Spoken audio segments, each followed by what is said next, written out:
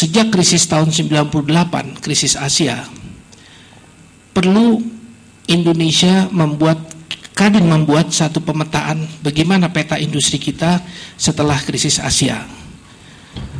Di samping kita harus segera, pemetaan itu harus dilakukan untuk membuat melihat bahwa tahun 2010, tahun sekarang ini, bahwa semua negara anggota WTO akan mengimplementasikan kesepakatan yang sudah disepakatinya. Jadi bukan Indonesia AFTA China, bukan, tapi kita sudah bicara pada waktu itu, sudah berpikir bahwa perdagangan bebas yang akan diselenggarakan dalam rangka WTO. Dari situlah tahun 2004 di kepengurusan yang kedua kali, pada waktu saya aktif di zaman Pak Hidayat. Kalau sekarang ini udah era ketiga berarti, karena udah kepengurusan yang 3 kali saya ikut. Kami membuat namanya Roadmap 2010, Visi 2030. Jadi kenapa kami katakan Roadmap 2010? Untuk mengantisipasi sampai tahun 2010, dan di tahun 2004 apa yang harus dilakukan oleh pemerintah dan pengusaha menyongsong perdagangan bebas. Adanya Roadmap 2010. Dan Visi 2030 yang kami buat adalah bahwa kita tahun 2030 harus bisa menjadi negara industri yang bisa dihormati dan dipandang sebagai negara besar oleh negara-negara lainnya dalam rangka globalisasi.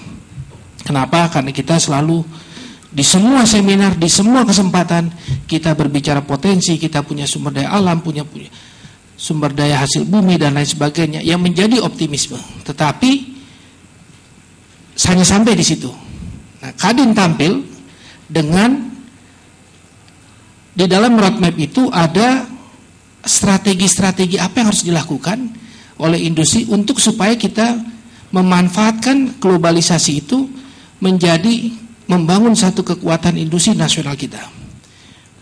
Bukan kita merasa terancam, tetapi kita pada waktu itu harus sudah bisa menjawab semua ancaman-ancaman dan menjadikan itu sebagai satu tantangan yang dimana kita akan menjadi satu industri yang besar.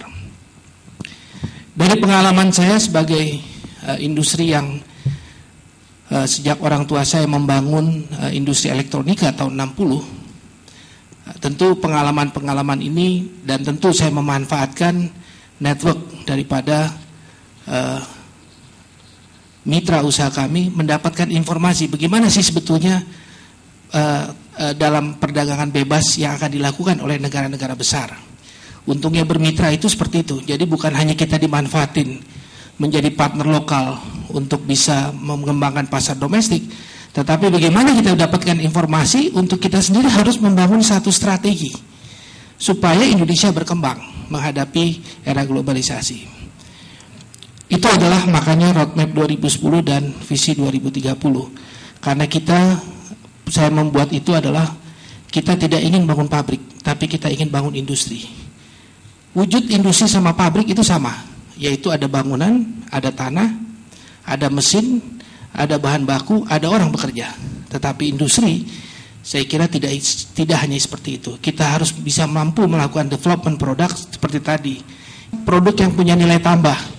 Ini yang strategi ini juga udah disampaikan berapa kali. Bagi contoh bahwa Ibu ya, di elektronika.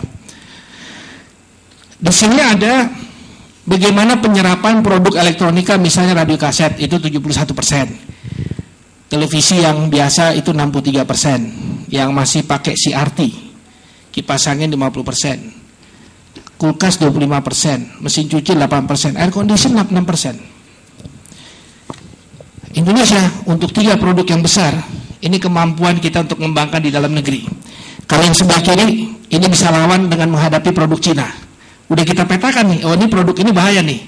Kita akan berhadapan produk Cina nih, karena Cina kadang ada standarnya, lemahnya standarisasi di Indonesia, sehingga produk-produk ini akan tersingkirkan. Jadi kita harus masuk kepada produk apa yang bisa dikembangkan. 3 ini yang saya tawarkan, saya sampaikan bahwa ini harus diperhatikan oleh pemerintah. Sayangnya, dengan pertumbuhan yang masih kita bisa kejar, seperti kulkas, air condition, satu, komponen kita lemah. Industri komponen kita, kompresornya hanya ada 1 pabrik di Indonesia, padahal potensinya besar. Dan kita mampu, kalau kita bisa kembangkan Saya yakin, ini menurut analisa saya, hitung-hitungan kalkulator saya, pabrik Thailand bisa saya tutup, Malaysia pun bisa kita tutup, Singapura, Filipina pun bisa kita tutup pabriknya, bisa dikembang. Kenapa? Karena kita punya potensi pasar, dukungan pasar domestik, dan pabrik-pabrik ini bukan pabrik baru, sudah ada di Indonesia. Saya saja dengan pemerintah memperketat import 5 jenis industri, hanya 5 pelabuhan yang karena krisis dunia, saya mendapatkan kesempatan untuk meningkatkan 3 kali lipat produksi saya. Jadi 24 jam tanpa saya harus juga menambah investasi. Apa yang saya lakukan adalah saya mengevaluasi semua struktur cost saya, dari bahan baku sampai cost produksi saya, dan teknologinya yang kita lihat, sehingga kita bisa mendapatkan harga yang lebih murah. Nanti kalau bapak-bapak ibu-ibu lihat, ada iklan 2 atau 3 produk, kulkas, mesin cuci, dan TV. Saya lupa tuh Pak. Itu teknologinya penggunaan energinya sangat rendah. Itu hasil daripada inovasi yang kita kembangkan. Jadi kalau ini tidak hanya kita lihat ini, yang makanya tadi saya katakan di awal, kalau kita melihat sukses itu hanya kenaikan 10% padahal demandnya masih besar, berarti itu belum sukses. Kalau kita puas di satu situ, ya sudah, kita akan sebentar lagi akan die. Kepuasan itu pula yang membuat kenapa ada kita bisa die, karena cepat kita puas. Industri kita, apakah mampu kita mengembangkan, bisa mencapai posisi meningkatkan market share kita? Menurut saya mampu. Memang kita harus peta-petakan, masing-masing industri itu persoalannya beda-beda. Dan menghadapi China perdagangan bebas, tentu jawabannya bukan memperpanjang hanya pos tarif semata-mata. Pos tarif itu hanya memperpanjang umur kita untuk bisa, tapi apa yang harus diisi, yaitu memperkuat struktur industrinya. Bukan dengan memperpanjang. Kalau memperpanjang itu persoalannya jadi diperpanjang nanti. Tapi kalau tidak ada action lain untuk kebijakan pemerintah, langkah pemerintah untuk memperkuat struktur industri, ya sama aja. Besok pasti juga mati juga kita. Ini harus, dan ini yang saya sampaikan juga kepada pemerintah, bahwa pemerintah harus cepat. Dengan peningkatan produksi harus cepat. Apa yang harus dikembangkan lagi? Apa lagi harus diberi yang didorong? Misalnya komponen apa yang harus didorong? Yang import gimana dibuat lokal? Ini harus kita upayakan supaya perusahaan itu bisa bertahan terus.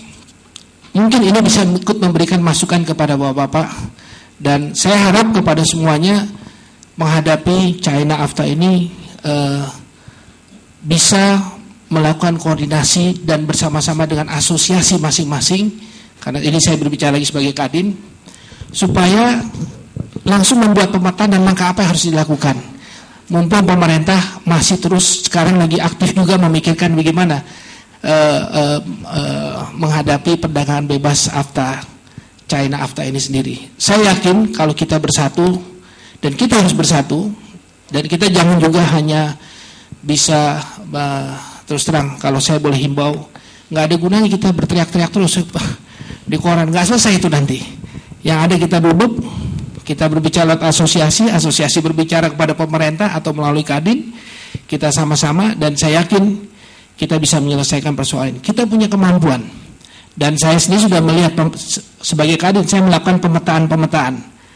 Sektor mebel maupun handicraft, karena ini industri kecil menengah, kita bagi lagi perusahaannya ada yang kelas besar, menengah kecil, apa yang harus diberikan.